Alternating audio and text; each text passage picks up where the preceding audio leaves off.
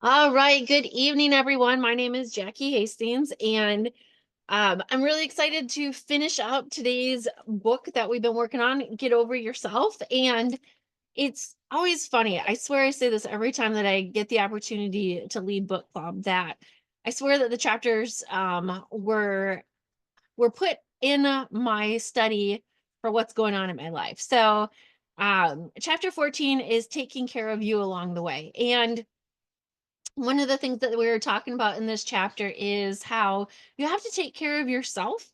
And one of the really, really cool things about doing network marketing is we do have a lot of freedoms, right? We have the ability to create our own schedule, to work when we want to do all of these things, but it's kind of, it can get away from us, right? So we can feel like we have all of this freedom and this ability to do all of these things and work and work and work and forget to set boundaries and forget to take care of ourselves because we want to grow, we want to help, we want to do. And that's for a lot of us why we started this, is because we want to help others, we want to have that freedom, we want more time for our family, all of those things. Um, but we kind of forget about ourselves. And so in order to grow and be successful in pretty much anything in life, you also need to work on your mind, body, and spirit, and you have to put some effort into systems to help yourself better. So you need to spend some time on yourself so you can build a bigger and better team. We talk about all the time that you can't pour from an empty cup. So you definitely have to build a little bit. Um, One of the things that I'm constantly having to remind myself is you can't do everything. You can't do everything. So don't even try, especially while you're in the startup of this business. Um, you want to be able to duplicate down so you're not having to do everything, right? Something to think about too is you're not a failure if you're not doing it all, right? You're simply human like the rest of us. So sometimes we may look at like Christina Williams or Brittany Howard or some of these other peoples or Brooke Hemingway, and we're like, oh my goodness, they've got 85,000 kids and they're homeschooling, or Fallon, gosh, she's got all of these acres and all of these things, and but I'm over here struggle on a struggle bus to keep myself afloat. And you're like, how in the world did they do that? Well, you know what? Because they've got systems, they've got hard boundaries, they've duplicated a team down, and they're doing these things, and they've got an idea on how to swing it all together. So one of the things for me that's so hard is learning how to say no. So people are always asking me to do things, or sometimes I just accidentally volunteer myself to do things. It's kind of dumb. I do it. I don't know why. I'm working on getting better at it. But one of the things about saying no is it gets easier the more times you say it. So the first time you tell somebody no when they ask you to do something, it kind of hurts, and you're like, "Grr, should I have done that?" And you second guess and you think about it, and you're like, okay, no, there's a reason I said no to this, right? And then the next time somebody asks you something, it's not as difficult. And then the next time it's not as difficult. And if you have a reason why you're saying no, to protect your peace, to protect your boundaries, to protect your family, to protect your business, to protect your faith, all of those things, it's okay. We often find ourselves too in this should again. Well, I should have done this different. I should have do this. I should be doing this. No, you shouldn't necessarily, so you're wasting a lot of time and brain space second guessing all the time. For me, it's so silly. Like, I like to do the housework, I like to cook, I like to do all those things.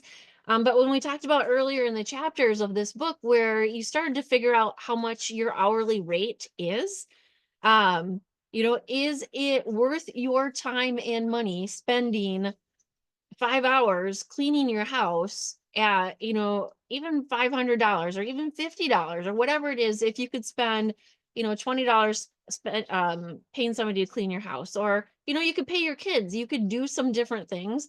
Um, Instead, you might have been able to use that time better to grow your business, right? Reach out to some people to do some different things.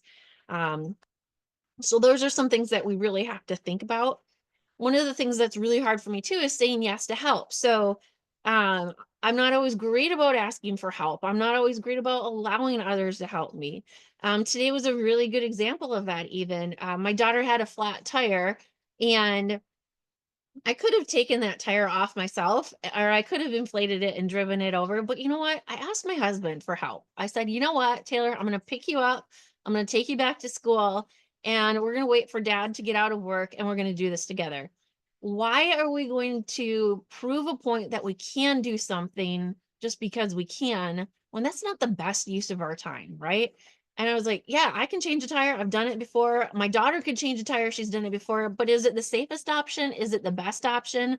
When somebody else who's bigger, stronger can do it better than us, and more safely, duh, that's a no-brainer, right? So why are we so easy to, when somebody says, "Hey, can I help you write that post?" or "Can I help you with some of the laundry so you can have some time to do some reading?" Or, you know, why do we say no to those things? So, um, or one of the biggest things is with our kids, right?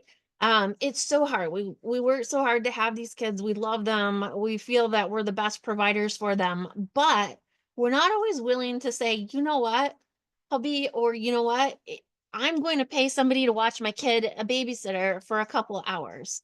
I'm going to have my husband watch the kids. He made them too. Or Steve, sorry guys, yeah, I'm gonna have my wife watch my kids for a little bit of time. We can share those duties. We don't have to do everything ourselves. And I can tell you, no kid has died for you taking 30 minutes to hop on a book club. No child has died if you haven't tucked them in right at the minute that you had. It feels painful at that moment, but in the grand scheme of things, it changes, and I used to feel guilty when I first started this back in 2016. My kids were a lot smaller, right? And I would feel bad getting on these calls at night and doing these things, or, if they're playing and I'm not giving them 100% of my attention, and I'm reaching out to people and I'm doing those things. But as they got to see, as things grew and they got to see mom got to be able to be home more, or when they wanted different things, I didn't have to be like, no, we don't have the money for that. Or, even today, when Taylor called from school and said, or called with her flat tire, I could pop over and help her. If I was in my PT job, I couldn't have left. They wouldn't let me leave patients to go take care of my kid. That's unheard of. So, those buy-ins too, or you know what, when you're pushing for something really big, hey guys, I'm working really hard on this right now. So my kids got to go to Disneyland a couple years ago. We got to take our whole family. That is something we couldn't have done before. So those little bits of buy-in, giving them a job is so important. Okay, saying yes to personal development. We always think we're at the best of our game, but if you don't think you've got something to learn, you probably should get off this call because it's not going to be any good for you. Um, your business will likely succeed or fail because of what's between your ears, right? So your business isn't failing because the people aren't good enough on your team or this or that. It's failing or growing because of what you're putting into it and what is in your head. If you're telling yourself you can't grow, you can't do this, you can't do this, well, guess what? You're going to be your own self-fulfilling prophecy. So if you're feeling that way, you need to dig into some more personal growth, get some more things going and grow. Um, that is one of the biggest things. And sometimes we say, I don't have time for this. Well, you know what? You spend time driving, you spend time cooking, you spend time cleaning the house, you spend time folding laundry. You could have an earbud in and listen while you're doing those things. It's a choice, right? Success is a choice, failure is a choice. What are you going to do to help yourself grow? Okay. Yes to exercise. This is always like my first thing that I cut out, which sounds counterintuitive to being a PT, right? But when I'm busy, this is one of the things that I cut out. And then it's so dumb because then my brain doesn't process things as well. My body feels terrible. I build up adrenaline, anxiety will grow. I get fluffier. That's not really the model of health for a health and wellness business. So it helps manage your head, boost stress, do all those really great things. And the stronger you're feeling, the more confident you'll be, which is going to be great for attracting more strong, great people to you, which will help everybody in the long run. Saying yes to downtime. So sometimes it's hard to put things down and pause, right? We often feel like we have to be productive all the time, but that downtime is essential. And even when I have a day off, sometimes Damon will come home and I automatically feel like I have to tell him everything I did that day, which is dumb. He's like, why are you doing this? And I'm like, well, I don't want you to think that I was just big lazy. So he's like, when have I ever told you that? He's like, why don't you ever give yourself a break? And so I've really, in these past couple months, had to do that a lot. I had surgery and I've pushed it too hard in the past. And I realized I need to slow it down and give myself time and allow for that healing. And it's also modeling that behavior for our kids as well. When they feel like they have to be on all the time, it's hard on you physically and mentally. It's not good for anyone. So, making sure that you're setting a schedule for yourself where you have even that 15 minutes of downtime. Don't work through your lunch at work all the time. Take 15 minutes, go for a walk, clear your head, go do your things. And then that time scrolling, that is not downtime. That keeps you kind of engaged. It doesn't relax your brain. So you have to have some of that shut off time, close your eyes, pray, relax, breathe, exercise, whatever, and then monitor what you're doing in that downtime. Is it the scrolling? Are you surfing the internet? What are you doing? Time yourself. What are you wasting your time on doing these things that's not allowing you to, one, either have that rest, or number two, work on your business when you say you don't have the time to. So, the next one, starting your day the right way. I like how it said to take and use an alarm clock instead of your phone, because if you're using your phone as your alarm clock, of course, when you pick it up, you're so tempted to start scrolling through messages and emails, or, checking in your back office and all those different things. So that starts you, with this kind of anxious jump to the day. So, if you pause there and you focus on gratitude, positivity, and your inspiration for the day, um, that can really start your day in a different way. I really like how she talked about, think about one thing you're grateful for and mentally set your intention for the day. If it's on grow, or if it's on positive, or it's being fierce, or whatever you're setting your intention that day, it's a great thing to do. They talked about unplugging. I think it's good to occasionally take at least a few hours or a day or two or something like that. Some people will do a fast on social media or something. I think that's a little bit dangerous in this business, because if you're not still connecting with your people in a good way, they might have think you've gone totally absent, and that is not super helpful. I think if you need a longer pause, you need to connect with your upline so they can help you through that. And then don't make a big deal about it when you come back of, I've taken this big long pause and now I'm back and this and that. I think there's some danger in doing that. So that would be my advice to you. Okay. Celebrating little victories. I love how we do this. When we have a new person, we're like, you're done a great job being consistent and getting all of your water in. Doesn't seem like a big deal for somebody who's been doing this for a long time, but for somebody who's not used to drinking that much water in a day, that's huge. Or congratulations on being able to take your supplements on a regular schedule. I'm so proud of you for that. That's huge, because people are creating new habits and something uncomfortable that you're asking them to do. Um, we also encourage people about ranks and joins and consistency, and all that does too, or like these challenges that we do, they're huge for building people up. They're huge for building team culture and that positivity, which we all so desperately need. um, I think those are really important things. And then being kind to yourself. It's so easy to say mean things about yourself. And if I said, "Hey, reflect back on how today went," and I want you to say, "Tell me all the things that went poorly." You can probably come up with a lot of things that went poorly rather than you can that went well, because we're so prone to be mean to ourselves, right? And you know what? We're going to have days that don't go fantastic. We're going to have days that go great. We're going to have moments that are fantastic, and we're going to have moments that are horrible. So try not to let those little horribles take over everything. Acknowledge it. Say, you know what? This went terrible, and this is why it went terrible. I know what I need to do differently next time, and move on. Don't dwell on it. All it will do is cause you an ulcer and tank you. Okay. Building a big business requires some sacrifice. So you have to prioritize your time. um, Definitely take a look and see what your priorities are. Think about who's your most important team member and make sure that you're spending time with them. If you've got somebody who's just doing a ton of drama, they can definitely suck up your time like a negative time suck. And you can spend a ton of time with somebody who is not doing a whole lot of positive things other than sucking the life out of you. But they can feel like they need all of that time. So definitely make sure, if you've got somebody who's new, somebody who's building, somebody who's doing these things, that you're appropriating your time well. It's very important. Okay. Chapter 15, family affair. And I touched on this a little bit already, You can't build this in a vacuum. Your significant other, it would be great for them to be your biggest cheerleader and to understand about your business. Lots of things. So let them know what's in it for them. So, hey, honey, if I can take a couple nights a week and I'm on these book clubs instead of going to bed with you at the same time, here's what's in it for you. I'm building, I'm growing, I'm supporting others. I feel really good about this. And when I feel good, my attitude's better. I'm not the grumpy wife, right?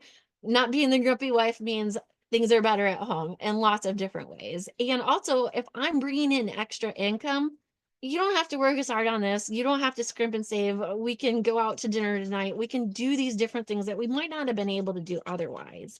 Um, it's also helpful to ask your family what's important to them, what speaks to them. Is it more time off, is it more time together, is it a certain thing that you've been saving to buy? What do they want to do? So knowing what those things are and asking, remembering to ask about them versus just assuming.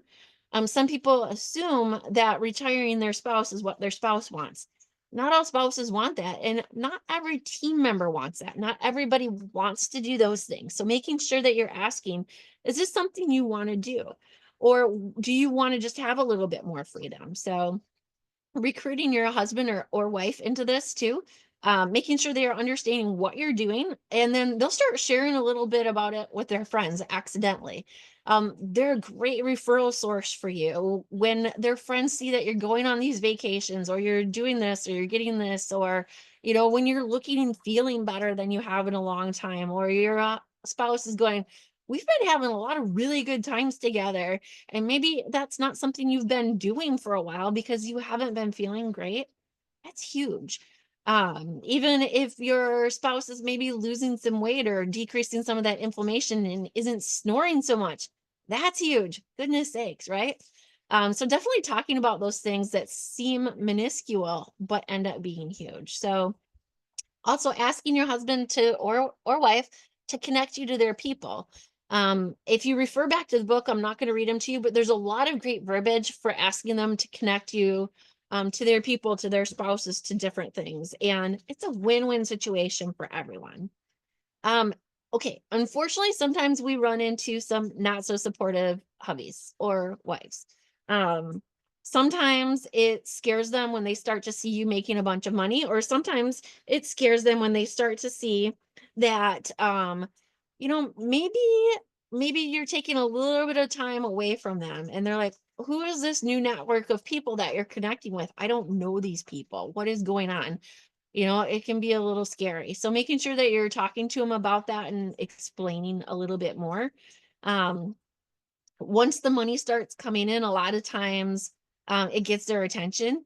And until they come around, stay focused on your business, surround yourself with positive people, and fill your head with personal development every day. You've got to balance out that negative with some positives, okay?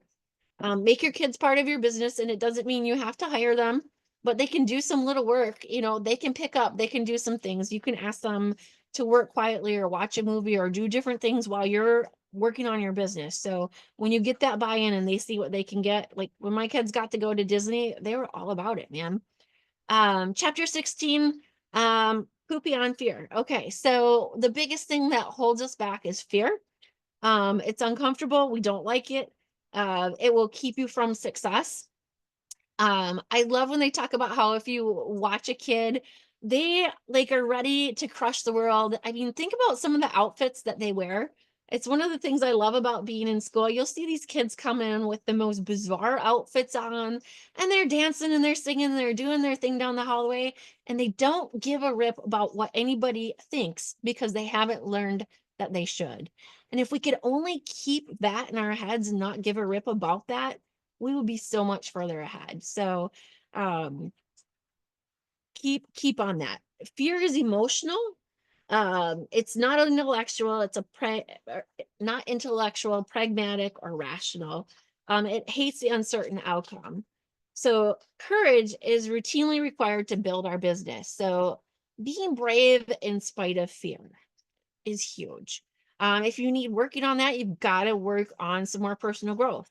Our desires and dreams have to be more powerful than the fear that's holding us back. So if you're scared to reach out to someone because you think they might think you're crazy, or whatever, is that fear stronger than your desire to help others? You know, when you start to see the big stories and these big pictures and dreaming big, is those negative Nellies going to be bigger than that? Okay, final words. Don't work in your yoga pants every day. I loved this. It allows you to be more lax, and pretty soon you're not in professional mode, and pretty soon you're filling out those yoga pants because you don't care. Don't get caught up in your own press, chasing accolades and recognition. Be the best you can be every day for you, your loved ones, and your team, and be a servant leader. If you're so focused on getting um, all of the recognition, your heart is not in the right place, and people will see through that, and it will crush you eventually. Another thing, don't give this business or these products away. It dilutes yourself and all you have to offer, all these products have to offer. It doesn't show the value. For negative family members, a key word of advice is when they're saying those things, I know there's more out there for me, and I'm glad I have the guts and grit to go for it. Aren't you glad I do too? I like that. So, okay.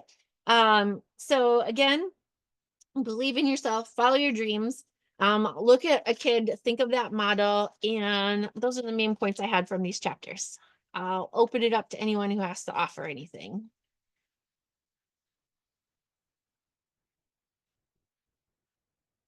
Such great points, Jackie.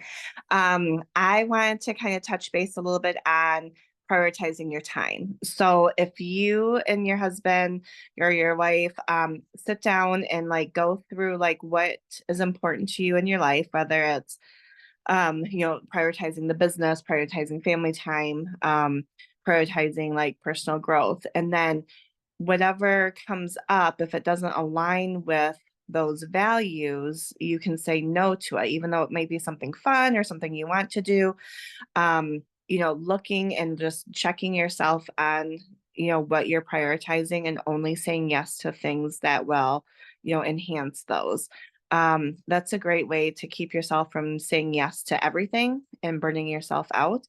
I too like to say yes a lot and too much. So this is something that I have really had to learn in order to have time for my business and everything that I want to do instead of filling it with things that I feel obligated to do that don't fit my priorities. And then the other thing I wanted to touch base on is definitely involve your family in your dreams, in your vision, right? Like if you're working in this business and you're working hard at it and you're taking an hour or 2 hours every single day to do this, and you have the vision of time freedom and you have the vision of financial freedom, but your family isn't bought into that, it can be hard for them to understand. So get your kids to dream, with you, like you had mentioned, and then get your spouse to events, get them to go to convention with you, earn leaders retreat and take them, because they are sacrificing some of your time and also they're maybe cooking the dinner or doing a little bit more of their share of the cleaning. So they are working the business with you indirectly so that you can grow and reach your full potential. So don't leave them out of the celebration and don't leave them out of the fun because reconnecting even with your spouse on leaders retreat or at convention is huge and they will enjoy it as well. So many good points there, Rochelle. With that whole, saying no to things and it being hard, one thing that Damon and I have started, or that we did a long time ago, is when somebody asks us to do something, say, you know what, I, I can't give you an answer right now. I have to talk to my spouse first. And it's not that Damon's being controlling or anything like that. It's because I can't, my instinct is to say yes. So if I have to say, you know what, I need to talk to my husband first about it, it gives me that pause and an out that I need sometimes to be able to pause and think about it, talk to my husband, and then go back and give a good answer. So I mean, legit, the day before I got asked to head up a parade float again for school. I love doing that kind of stuff. it doesn't align with what we're doing in our family right now. And it takes too much time and all those things. And I had somebody say, well, why don't you do this again? And I said, you know what? I did it last year. I've got all of my notes. If you'd like to head it up, I'd be more than willing to pass those along and help you. Are you willing to co-do this with me? And when they said no, I said, then I'm not ready to head it up either. So it was hard, it was painful, but it's a great way, to spread that out and to have that out. And yeah, definitely getting your husbands or wives involved in going to the events. Like they start to make their own community. Our husbands and have fun together. They look forward to these trips as well. It's super funny, Jason and Damon, they plan all the different places they want to go to eat. It's really hilarious. It cracks me up. So definitely buy into that vision with all of them. And to your point too, Jackie, about asking your husband, it's reminds me of the, like, what did she call it? It's just basically a family meeting, right? Like she had a specific term for it, but like, hey, what's going on this week? What do we need to think about? We like to plan our meals around our sporting events. Like, okay, there's a basketball game, so do a crock pot meal that day so that it's ready. There's no prep. Once we get home, it can sit there longer if it needs to, all of that. And then definitely you can do so much once you put your mind to it, in terms of, yes, you can't always be effective with the kids running around with you, but there are things that you can do to have them entertained while you're still there. You're not missing out and you can still get your IPA done. Like I used to set them at the table with me with different things so I could work on my computer. I could be there doing my messaging. I could do my book club study, whatever. And that way I knew where they were. They were safe, and I could still be like, oh, I love that Play-Doh flower that you made or whatever. I could still be there.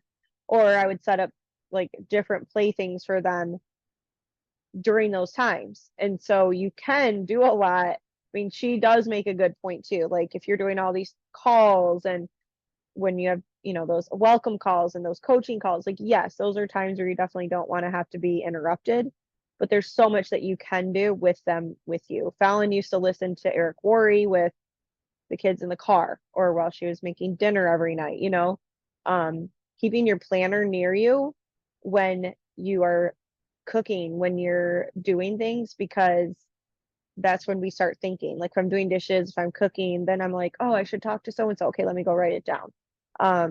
At the hospital, I used to put a sticky note on my badge or in my pocket, and so then as I would like see somebody, like, oh, I forgot to follow up with them, or oh, Susie here wants to learn more about Pink Drink, I would write it down. I'd say, hey, we're at work right now, so I don't want to take time away from that, but can I message you later? Can you check your do you check your Facebook Messenger? Oh yeah, I do. Okay. And that way you're being professional in both regards, right? Like you're not putting them on the spot to make a Plexus decision. You're not being unprofessional with your actual job. And then it gives you that follow-up already, then setting the expectation that you're going to use Facebook Messenger. And if that didn't work, like you get their text, you get whatever does work for that follow-up. So I don't think we always give ourselves enough credit that we can do more in our day than we think we can, and then definitely just the family meetings, the what's in it for them, the getting the support, getting the buy-in. And it does take time sometimes, depending on the relationship and things. Like it might take time for your parents to see why you're doing this. It might take time for your siblings to see why you're doing this, your coworkers, whatever, anyone. And so it's just pushing forward and not letting what they think dictate what you can accomplish, and the vision and the mission that the Lord has put on your heart and on your life to be successful with this. Very wise. Yes. I love that.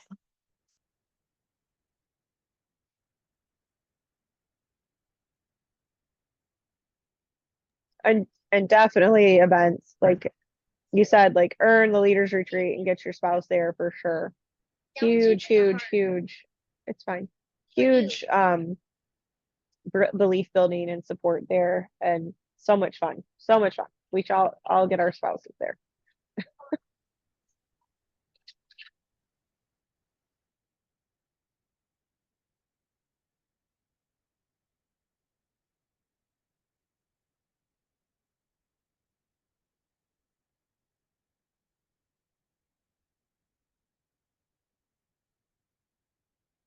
Alrighty. Anybody else or any other great tips that you have for some of those areas?